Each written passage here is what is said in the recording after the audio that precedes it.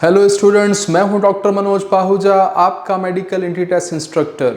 Students, अगर आप doctor बनना चाहते हैं, स्टूडेंट्स अगर आप सीट लेना चाहते हैं, स्टूडेंट्स अगर आप अपने पेरेंट्स का नाम रोशन करना चाहते हैं, स्टूडेंट्स अगर आप इस मुल्क के गरीब आवाम की खिदमत करना चाहते हैं, स्टूडेंट्स अगर आप एक नोबल प्रोफेशन के साथ जुड़ना चाहते हैं, तो ज़रूर इस वक्त मेहनत करने का वक्त है। अगर आपने ये 3 से 4 महीने अपने लगातार मेहनत पे लगा दिए तो फिर उसके बाद कोई नहीं रोक सकता आपको कामयाबी हासिल करने से। जो आपके ख्वाब हैं, जो आपके पेरेंट्स के ख्वाब हैं, वो सब पूरे हो सकते हैं। बस कुछ मेहनत चाहिए, कुछ अरसा अपने आप को एक आग की भट्टी में जलाना है, यानी कि लगातार मेहनत करनी है, अपने अंदर एक जज्बा जगाना है, एमसीक्यूज़ की प्रैक्टिस करनी है, अपने जो टॉपिक्स हैं उसको अच्छी तरह से याद करना है। बस ये वक्त है जो आपने यूटिलाइज़ कर दिया तो आपके सारे ख्वाब पूरे हो सकते हैं। तो इसी नोट पर हम अपने आज के क्वेश्चन को क्रैक करते हैं। Choose the correct option for the molecule given below. एक स्ट्रक्चर आपको दिया गया है, इसको गौर से देखें और उस बुनियाद पे आपने ऑप्शंस में से करेक्ट ऑप्शन चूज़ करना होगा। पहले तो इस स्ट्रक्चर को समझ लें क्या क्या गिवन है।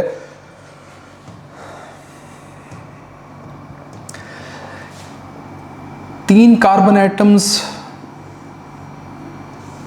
ये रिलेटेड हैं ग्लाइसरोल से, एक अल्कोहल से। उसके बाद ये जो नाम लिखा हुआ है R1, ख़ास तौर पे R1 पे आपकी नज़र हो, R का सिंबल इस्तेमाल किया जाता है फैटी एसिड के लिए।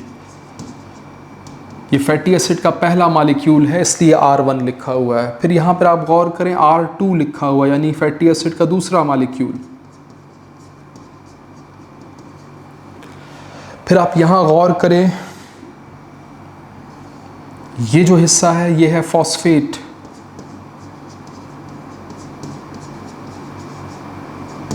और फिर इसके बाद लास्ट में नाइट्रोजन कंटेनिंग बेस कनेक्टेड है, यह है नाइट्रोजनस बेस। कौन सी बेस है, इसी को हमने आगे चेक करना है। आपने एनालिसिस कर लिया है कि भाई आपके पास एक ऐसा मॉलिक्यूल है जहां एक ग्लाइसरोल है, 2 फैटी एसिड उसके साथ लगे हुए हैं, एक फॉस्फेट कनेक्टेड है और उसके साथ एक नाइट्रोजनस बेस कनेक्टेड है। अब ये जो स्ट्रक्चर आपके सामने आया है, इस बुनियाद पे आपने पहचानना है कि क्या ये कोलेस्ट्रॉल है, लेसिथिन है, ट्राइग्लाइसराइड है या एडिनोसिन है। तो ये जो ऑप्शन दिए गए हैं, इन स्ट्रक्चर्स को देख लेते हैं और फिर इसके साथ हम उसको कोरिलेट कर लेंगे। यहाँ गौर कीजिएगा, ये आपके सामने मौजूद है कोलेस्ट्रॉल। कोलेस्ट्रॉल में 4 रिंग्स होते हैं, रिंग ए 6 कोनों वाला, रिंग बी 6 कोनों वाला, रिंग सी 6 कोनों वाला और रिंग डी जो है वो 5 कॉर्नर्स वाला साइक्लोपेंटेन रिंग। टोटल कुल मिला के इन 4 रिंग्स में 17 कार्बन एटम्स हैं और उसके बाद फिर एक साइड चेन कनेक्टेड है जिसमें काफ़ी सारे और भी कार्बन एटम्स हैं।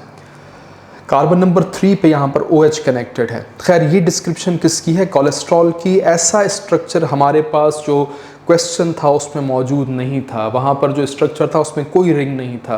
तो रिंग वाला अगर शेप होता तो हम कहते कोलेस्ट्रॉल है। इसका मतलब जो ऑप्शन ए है वो एक्सक्लूड हो गया है, कोलेस्ट्रॉल आंसर नहीं हो सकता। इसके बाद नेक्स्ट चेक कर लें। ये आपके सामने जो डायग्राम बनी हुई है यह है ट्राइग्लाइसराइड, न्यूट्रल लिपिड्स। ट्राइग्लाइसराइड में एक ग्लाइसरोल और 3 फैटी एसिड। अगर एक ग्लाइसरोल के साथ 3 फैटी एसिड्स,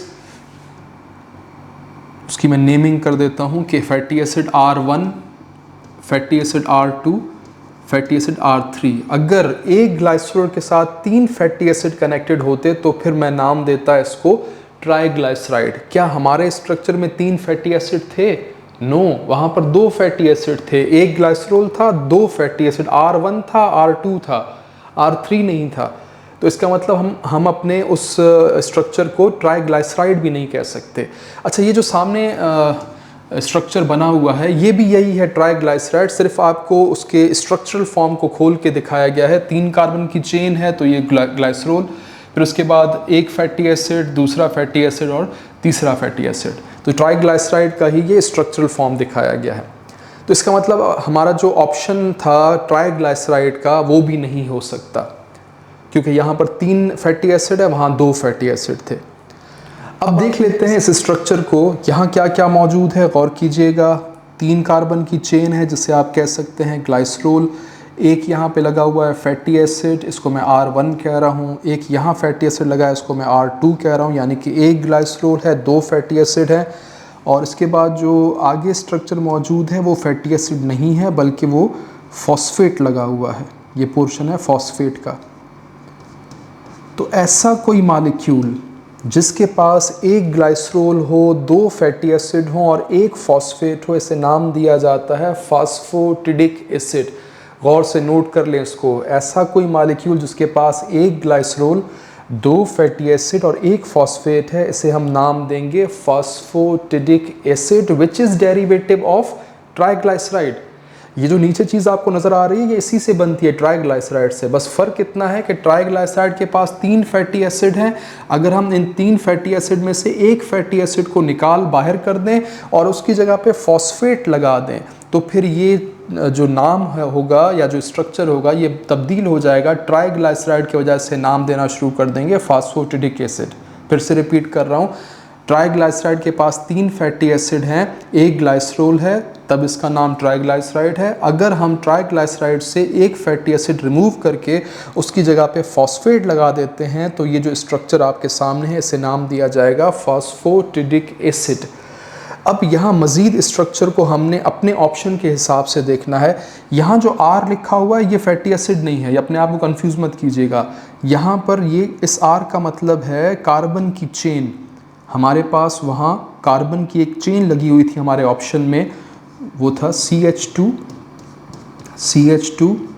फिर एक नाइट्रोजन था CH3 एंड CH3। ये हमारे पास वहाँ जो हमारा ऑप्शन था उसमें स्ट्रक्चर बना हुआ था। ये जो पोर्शन है इसे नाम देते हैं लेसिथिन। ये वाला हिस्सा ये है लेसिथिन, एक नाइट्रोजनस बेस जो कि सेल मेम्ब्रेन का हिस्सा होती है कंप्लीटली। अब जो ये स्ट्रक्चर आपको नज़र आ रहा है इसमें अब 4 चीज़ें हैं, एक ग्लाइसरोल है, 2 फैटी एसिड हैं, एक फॉस्फेट है और एक लेसिथिन बेस मौजूद है। इस स्ट्रक्चर को नाम दिया जाता है फास्फोलिपिड या इसे कहते हैं फास्फोटिडाइल लेसिथिन। फिर से रिपीट कर रहा हूँ, पहले क्या था, ट्राइग्लाइसराइड, एक ग्लाइसरोल के साथ 3 फैटी एसिड, एक फैटी एसिड को निकाल दिया उसके बदले लग गया फॉस्फेट, नाम तब्दील हो गया फास्फोटिडिक एसिड। उस फॉस्फेट के साथ एक बेस लगा दी।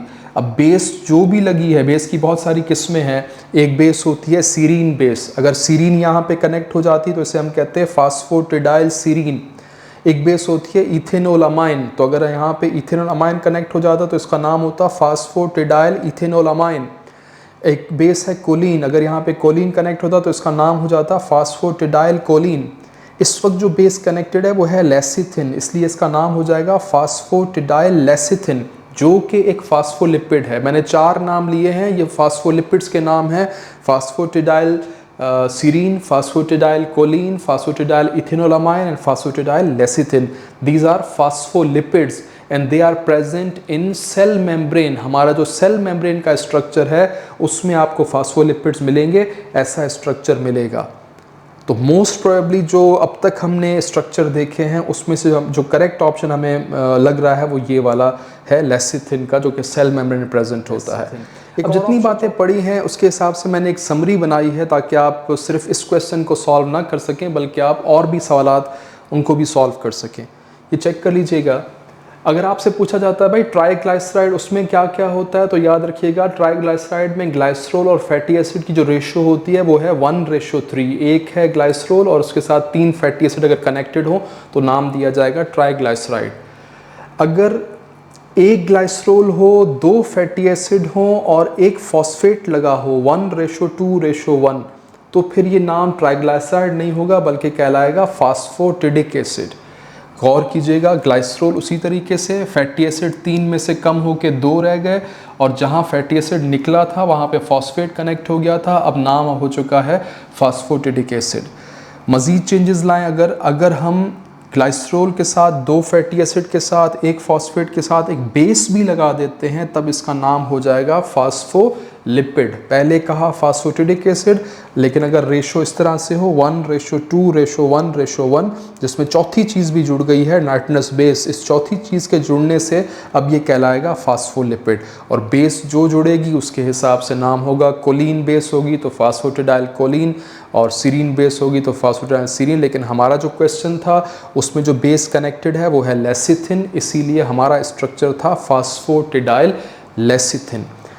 फिर भी हम एक और चौथे ऑप्शन को भी चेक कर लेते हैं। चौथा ऑप्शन यहाँ पर जो हमारे वहाँ क्वेश्चन में दिया गया था वो था एडिनोसिन। अब एडिनोसिन में एक तो शुगर मौजूद है, दूसरा बेस मौजूद है एडेनिन। तो ऐसा स्ट्रक्चर तो हमें दिखाया नहीं गया था, मैं फिर भी इसको एक्सप्लेन कर देता हूँ। एडिनोसिन एक न्यूक्लियोसाइड है। एडिनोसिन इज़ अ न्यूक्लियोसाइड, गौर कीजिएगा, पहले भी ये डिस्कशन किसी वीडियो में हो चुकी है। न्यूक्लियोसाइड, न्यूक्लियोटाइड नहीं, न्यूक्लियोसाइड। न्यूक्लियोसाइड के दो कंपोनेंट्स होते हैं, एक तो शुगर, यहाँ वो शुगर है राइबोज, और एक बेस, यहाँ वो बेस है एडेनिन। तो अगर बेस हो एडेनिन, शुगर हो राइबोस, तो ये कलेक्टिव स्ट्रक्चर जो कहलाता है इसे कहते हैं adenosine, and which is nucleoside. Adenosine is nucleoside. अगर इसके साथ तीसरी चीज़ फॉस्फेट कनेक्ट हो जाए तो ये बन जाएगा न्यूक्लियोटाइड। खैर हमारे जो गिवन स्ट्रक्चर था उसमें कोई ऐसा रिंग शेप या कोई सा शुगर शेप मौजूद नहीं थी, तो एडिनोसिन नहीं हो सकता। अपने ऑप्शंस को हम चेक कर लेते हैं।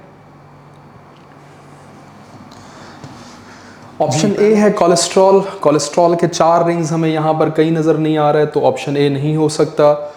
ऑप्शन बी लेसिथिन, ज़्यादा बेहतर होता कि यहाँ लिखा होता फास्फोटिडाइल लेसिथिन, क्योंकि यहाँ पर जो नाइट्रोजनस बेस है वो लेसिथिन लगी हुई है, तो ये ऑप्शन बी हमारा करेक्ट है। और वाकई सही लिखा हुआ है कि it is component of cell membrane. Triglycerides, इसको हम नहीं कह सकते बिकॉज 3 फैटी एसिड नहीं है यहाँ पे, और एडिनोसिन नहीं है क्योंकि यहाँ पर ना कोई शुगर नज़र आ रही है ना ही कोई एडेनिन बेस नज़र आ रही है, तो ऑप्शन डी भी नहीं हो सकता। हमने क्वेश्चन क्रैक कर लिया है। करेक्ट ऑप्शन है ऑप्शन बी।